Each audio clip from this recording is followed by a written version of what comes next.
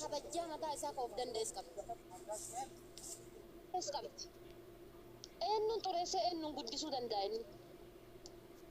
Ammoo waan isirratti isinii gabaabsa. Waan isiniif himu.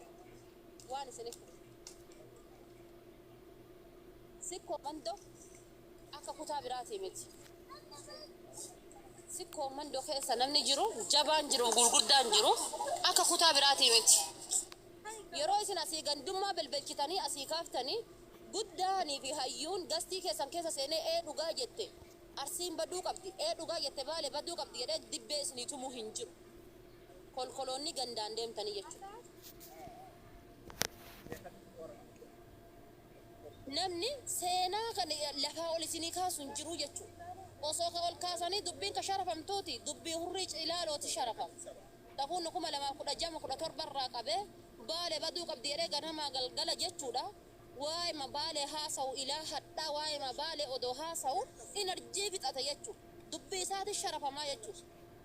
Bargaafanni gadi bahee Harargee sanyii jaarraa abbaa gadaa arrabse Arsiin sikkoo madda waltaatee dhaqaniitiin Harargee ummata Harargee jechuudha dhiifama gaafatan. Maraataa kenna isinirraa hidhannaa jedhaniitiin dhiifama gaafatanii jechuudha. Wal ta'anii dhaqanii jechuudha. Maaliif dubbii maraataa hin sharafinaa jedhanii. Hadhallee taanaan abbaan feetana jaaladhu abbaan feetana jibbi Harargeen paaworii qabdi kutaa kamii olittuyyuu. Paaworii ajaa'ibaa qabdi. Paaworii ajaa'ibaa. TikTok kanarratti geemii amma ganamaa galgala sadaqaa kadhannu tana namni geemii akkamitti taphatanii akkamitti akka taphatan isin barsiiseetiin nu barsiiseetiin jedhe jaalfadiiloodha dhalata Harargeeti. Harargeedhaa jechuudha. Jaalfadiiloo ni beekan namni yeroo jalqabaa geemii TikTok kanarratti taphateetiin jedhe jaalfadiiloodha. Argitanii jaalfadiiloodha. Namni yeroo jalqabaatiif giiftii kennaa tureetiin jedhe shawaadhaa jechuudha. Abdiisaa Aagaatii jechuudha. Ilaa hadhaa ka Oromoo waliin jiru. Abdiisaa Aagaatii jechuudha namni yeroo jalqabaatiif giiftii kennaa ture. Kan garuu geemii taphateetiin jedhe Harargeedhaa jechuudha. Harargeen every time halkanis ta'ee guyyas ta'ee waa oomishuudhaaf waa uumuudhaan beekamti. Argitanii waa oomishuu waa uumuudhaan beekamti jechuudha. Jaalattanis jibbitanis gaduma dhugaa. Uduu isin keessaa oliyyuu tutti gad dhugaa. Argitanii gad dhugaa. Gaduma sammuu dhammuqaa akkana ka qabatee deemuu ni jira. Kun gaafii kan kootii jechuudha. Biyya faranjii keessa sammuu dhammuqaa akkana ka qabatee deemuu ni jira. This is my question. Ni jira sammuu dhammuqaa akkana ka baadhatee deemu. Abdii Muktaar daa'imaa xuunxoo godhee afaanii qabee Mubaarak Musammaa. Xuunxoo godhee afaanii qabee moo Mubaarak Musammaatti kanneen birrii bitatu. Birriidhaan birrii isaatiin bitatu. Abdii Muktaar jechuun nama of danda'ee of qabee ilmoo dhalchee ilmoo ofii guddisaa jiru jechuudha. Waa'ee sana haasayaa ture yeroo darbee jechuudha. San nama jedha ol kaasu dhaban. Amma dhufee Hamzaan haadha fooxee manatti hin galatee maal godhe manatti hin galatee akkasitti irra deebee kanallee akkas godhuu deema. Dhaltuun nuti dhumasa malee ati ijoollee sikkoo mandooti shamarran sikkoo mandootitti hin taphattu. Shamarran sikkoo mandootitti hin taphatan. Wallahi በጣም ወላሂ dhugaa dubbachuudhaaf dhalachuu kan koo jibbee. Hay wallahi dhalachuu kan koo jibbee osoo gootota Harargee maqaa dhayimii himi Harargee mee maqaa dhayi gootota Harargee himi seenaa Harargee himi osoo jedhaniiti kan dubbachuu dandeenye jechuudha. Duqee taamiin ol kaasee haasa. Ani wallahi dhugaa dubbachuudhaaf aniif Hamzaan yoo xiqqaate hanga ardiif samii addaan fagaannaa jechuudha. Ji'a keessa ji'a lama keessa takka ol argina akka tasaa. Gina ammoo dhugaan na jedhi jetti. Dhugaan na jedhi jetti. Wallahi dhugaan na jedhi jetti. Ani yoo heerume dhiira Arsiititti heerumu gini ijoollee Arsii akka ija gurraattii garaa keessa kana isin eeggadha. Isin jaaladha. Gini yoo heerume dhiira Arsiititti heerumu Shawatti heerumaa jechuudha sanyii Taaddee Birruu uummata seenaa qabu. Wallotti heerumaa jechuudha sanyii Warqituu. Harargeetti heerumaa jechuudha. Harargee bar osoo beektaniiti. Oromoon kutaa kudhanii Harargee osoo beektaniiti asirra kaayachuu qabdan. Asirra ila anatu siniin jedhe viidiyoo tan ol kaaya. Asirra kaayachuu qabdan. asirra kaachuu qabdan uummata Harargee. Of nu barsiisanii jechuudha. Akka of baran nu taasisan. Harargeen ofii waliin taatu malee, ofii waliin jaalattu malee, ofii kutaadhaan gandaa wal qoqqooddi malee, kutaa biraatiif paaworii giiftaruma keessa. Giiftarri akka kutaa Harargee paaworii qabu jira asirra. Natti asimi dhugaan hin kijibiniiti mee rabbii kan keetiif jecha. Argitanii damiina yoo taatee dinyatte Harargeedha. Haroo yoo taatee dinyatte Harargeedha. Taliileen Harargeedha. Argitanii inni jeedirree Harargeedha. Harargee kingi Harargeedha. Mee giiftaruma asirratti ijoollee kennuu keessa rabbii jedhiiti dhugaa hin dabsiniiti. Kan akka ijoollee Harargee paaworii qabu hin jira. Bar diqqaa guddaa kenna nu bira dhaabatanii abshir nuun jedhanii bar. Hanga ijoollee isaaniitiin taane dhufanii nu ta'anii bar. Hangi ijoollee isaanii sappoortiin tolchina dhufanii sappoortiin nu tolchanii bar. Sabboonaa Muhammad Abbaan Leencaa Harargeedhaa jechuudha. Kana jechuun kan koo ijoolleen Baalee hin jirtu jechuudha miti. Wallagga hin jiru jechuudha miti. Shawaan hin jiru jechuudha miti. Kan akka Abdiisaa Aagaa qabna, kan akka Beekaa qabna, kan akka Sanyii Gadaa qabna Shawaa keessa. Gina immoo dhugaa jirtu lafa gadi kennaa jechuudha. Namni bakka hundatti paaworii qabu yoo jiraate uummata Harargeeti. Duddi koo isiniif haacitu uummata Harargee.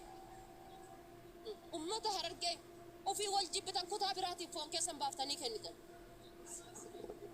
Uummata bakka hundatti bakki isin dhaabattan hundi barakaa qabdu. Maal rakkattan? Uummata bakki isaan dhaabatan hundi fooliin isaanii hundi namatti urgaa'u. Bata gurbatti qoxxooltii diidana malee.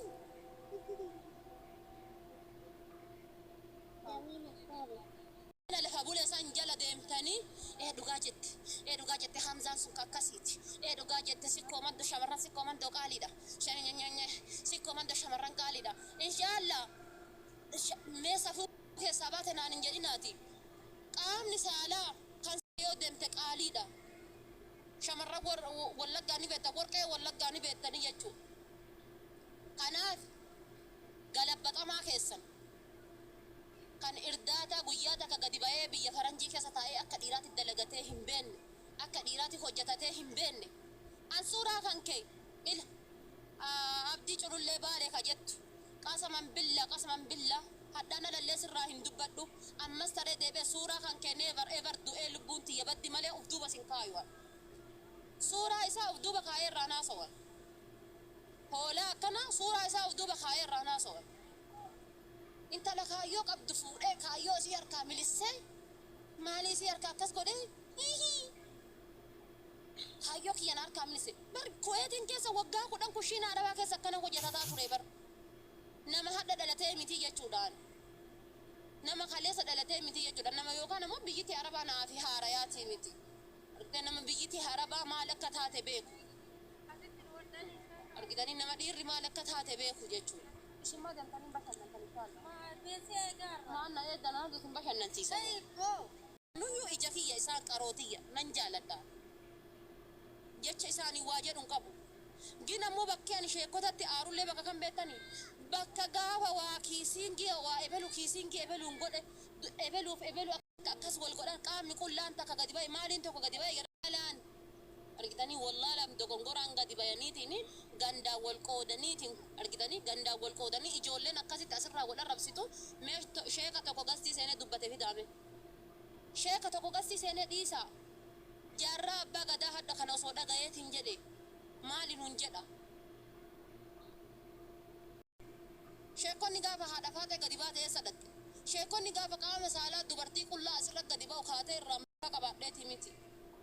Yoo anis ka shalabbee duriyyee isin asirraa na laaltan tana ta'e zarii torbatti sheeka. Abba torbatti sheeka zariin tiyya dhaatuudhaafi miti. Qamaruu seen namni hin beekne hin jirtan jechuudha. Sheeqamaruu seen namni hin beekne hin jirtan. Dhalataa Arsii jechuudha. Shaashamannee keessa dhalatee guddate. Abbeeraa kan kootii jechuudha.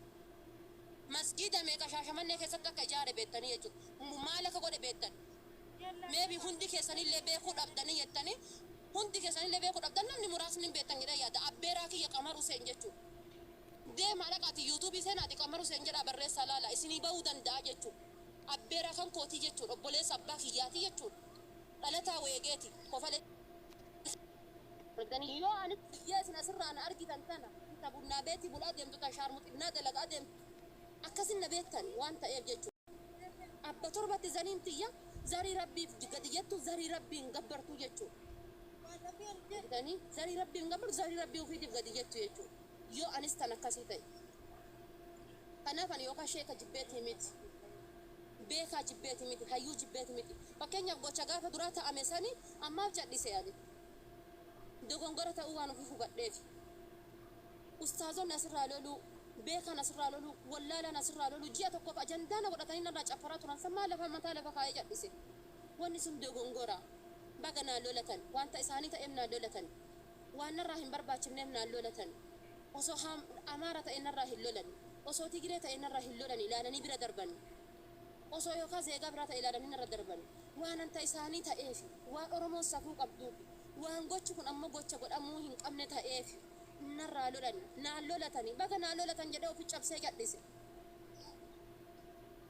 ka torbaan ji'a torba ga'ee deebisee haaraya kaasee na arrabsu ammoo jala ta'anii dhugaa jette itti muddi maalii ta'i akkas ta'i ilaa yoomi namni arrabama mee namni haga kiyyatittoo kanarraa arrabame jira mee namni haga kiyyatittoo kanarraa arrabame jira arrabamee jedhamee obse bariin obsee bar obsuun kiyya kun maa sodaa fakkaata mee obsuun kiyya kun maa sodaa fakkaata maaf obsite maa jechuu dhaban maa cadhifte maa jechuu dhaban